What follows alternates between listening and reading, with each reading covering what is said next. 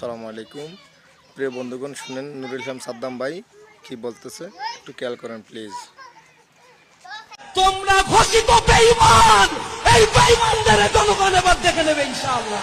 আমরা কোনো family card দিয়ে আর প্রতারণা করব না, কারণ তোমরা 2001 সালে নির্বাচনী ইশতেহারে তোমরা বলেছিলা বেকার ভাতা দেবা, তোমরা কথা রাখো নাই। স্বাস্থ্য বীমা করে দেবা, কথা রাখো নাই। ঋণগ্রস্ত কৃষকের 5,000 টাকা সুদ সহ মওকুফ করে দিবা, তোমরা কথা রাখো নাই। তোমরা ঘোষিত বেঈমান, এই বেঈমানদের জনগণ এবার দেখে নেবে ইনশাআল্লাহ।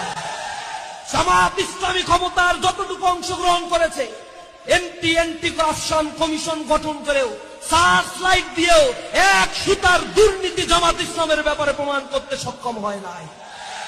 তাদের বিরুদ্ধে কথা বলে 71 নিয়ে এসে জাতির মধ্যে বিভাজন ছাড়া, পুরাতন মিথ্যাচার করা ছাড়া তাদের হাতে আর কোনো হাতিয়ার নাই। তাই বস্তা পড়া সেই ইতিহাসের ভাজাগারি যারা আমাদেরকে বলে রাজাকার, তার বাপ দাদারাও ছিল রাজাকার, তাদেরকে এটা খুঁজে দেখতে বলে।